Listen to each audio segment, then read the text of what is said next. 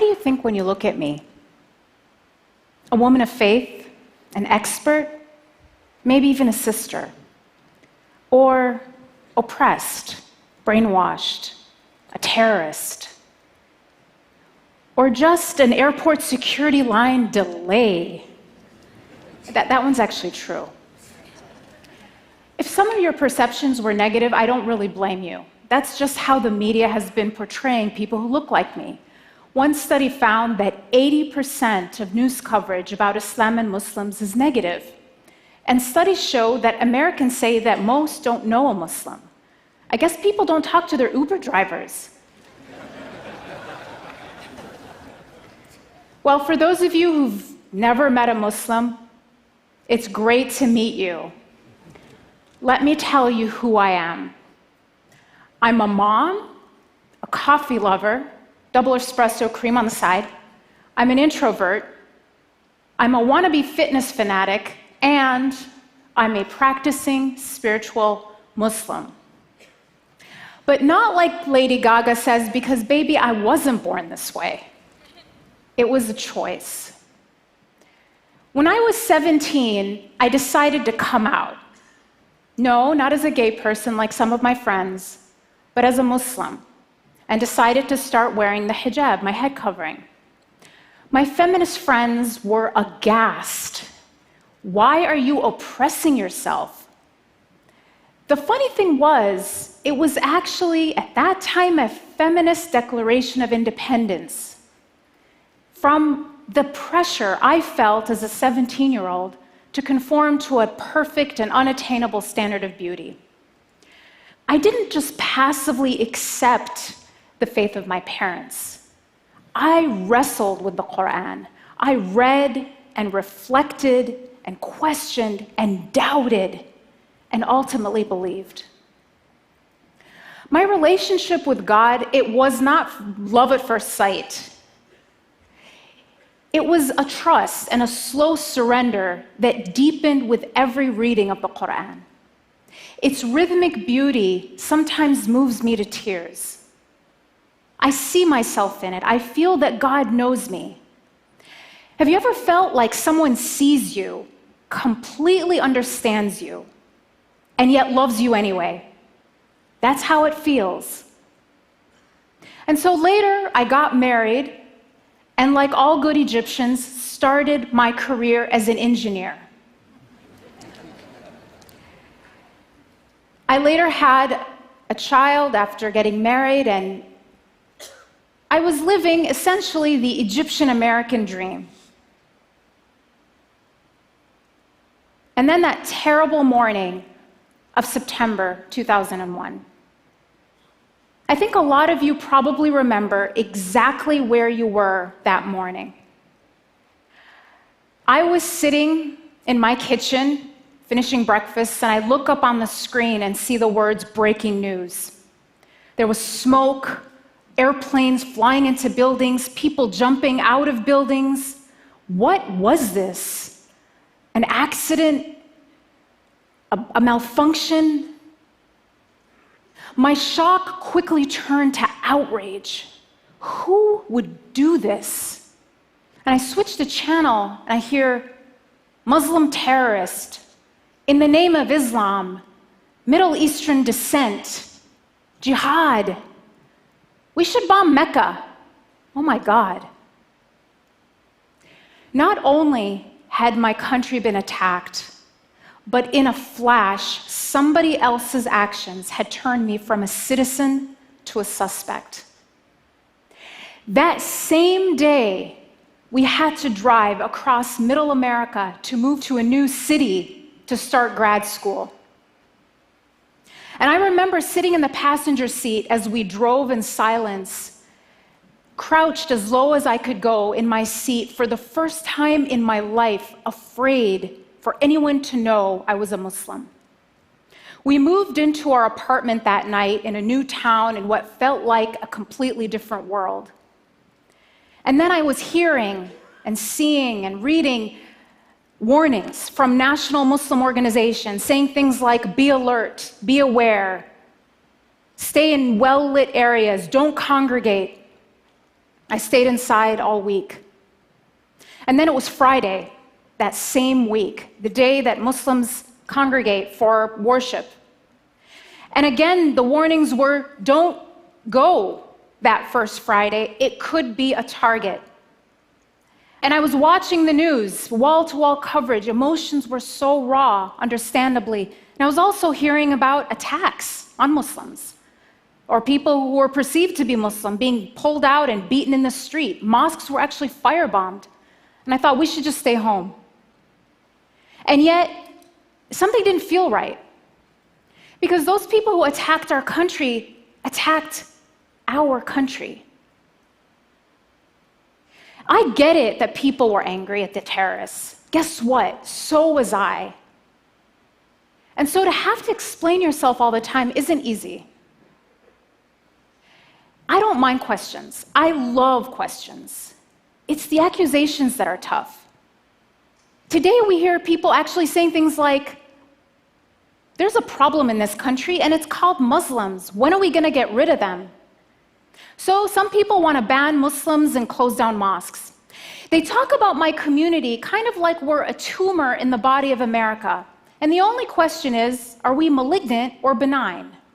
You know, a malignant tumor you extract altogether, and a benign tumor you just keep under surveillance. The choices don't make sense because it's the wrong question. Muslims, like all other Americans, aren't a tumor in the body of America. We're a vital organ. Thank you.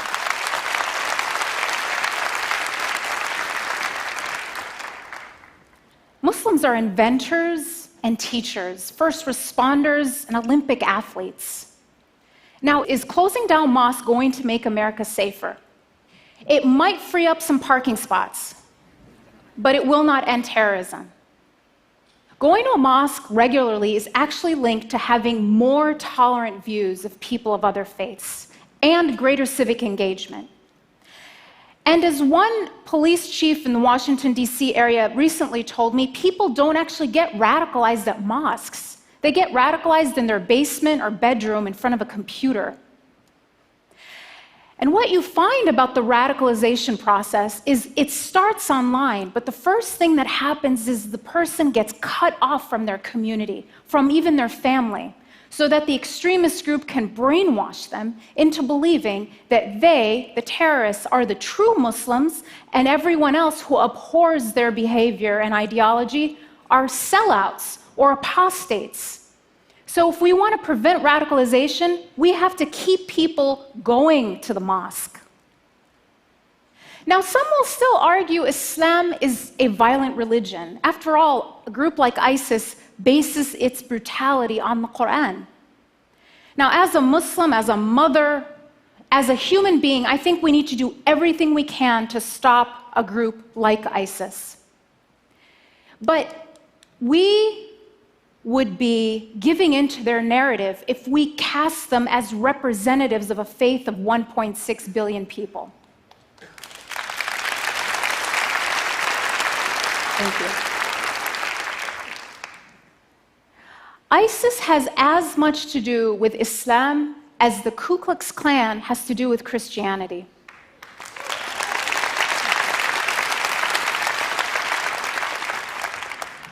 Both groups claim to base their ideology on their holy book. But when you look at them, they're not motivated by what they read in their holy book. It's their brutality that makes them read these things into the scripture. Recently, a prominent imam told me a story that really took me aback. He said that a girl came to him because she was thinking of going to join ISIS. And I was really surprised and asked him, had she been in contact with a radical religious leader? And he said the problem was quite the opposite, that every cleric that she had talked to had shut her down and said that her rage, her sense of injustice in the world, was just going to get her in trouble. And so with nowhere to channel and make sense of this anger, she was a prime target to be exploited by extremists promising her a solution. What this imam did was to connect her back to God and to her community. He didn't shame her for her rage. Instead, he gave her constructive ways to make real change in the world. What she learned at that mosque prevented her from going to join ISIS.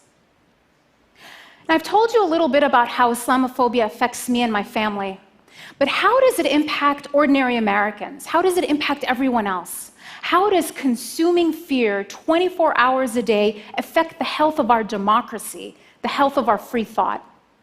Well, one study, actually several studies in neuroscience, show that when we're afraid, at least three things happen. We become more accepting of authoritarianism, conformity, and prejudice. One study showed that when subjects were exposed to news stories that were negative about Muslims, they became more accepting of military attacks on Muslim countries and policies that curtail the rights of American Muslims. Now, this isn't just academic. When you look at when anti-Muslim sentiment spiked between 2001 and 2013, it happened 3 times, but it wasn't around terrorist attacks. It was in the run-up to the Iraq War and during 2 election cycles. So Islamophobia isn't just the natural response to Muslim terrorism as I would have expected. It can actually be a tool of public manipulation, eroding the very foundation of a free society, which is rational and well-informed citizens. Muslims are like canaries in the coal mine. We might be the first to feel it, but the toxic air of fear is harming us all.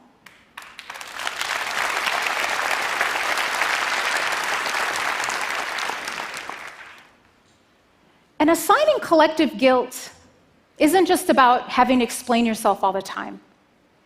Dia and his wife, Yusr, were a young married couple living in Chapel Hill, North Carolina, where they both went to school.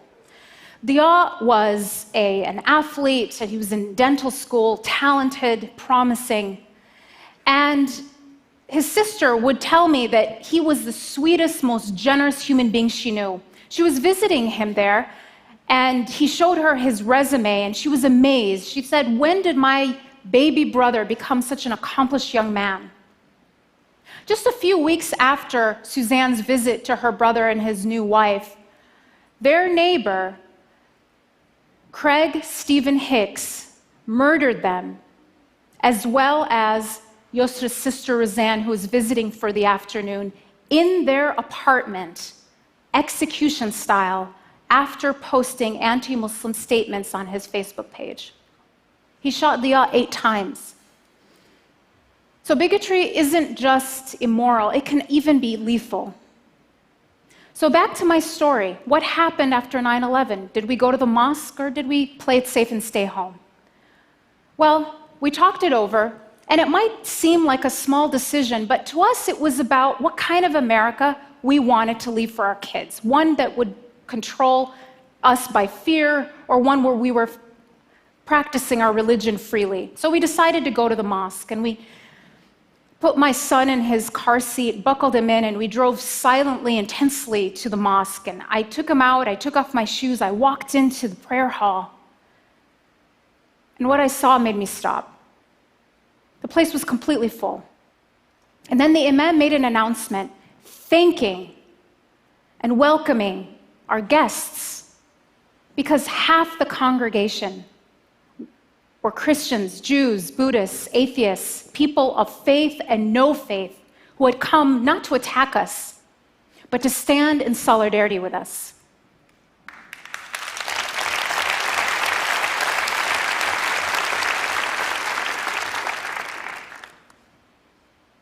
I just break down at this time. These people were there because they chose courage and compassion over panic and prejudice. What will you choose? What will you choose at this time of fear and bigotry? Will you play it safe, or will you join those who say, we are better than that? Thank you.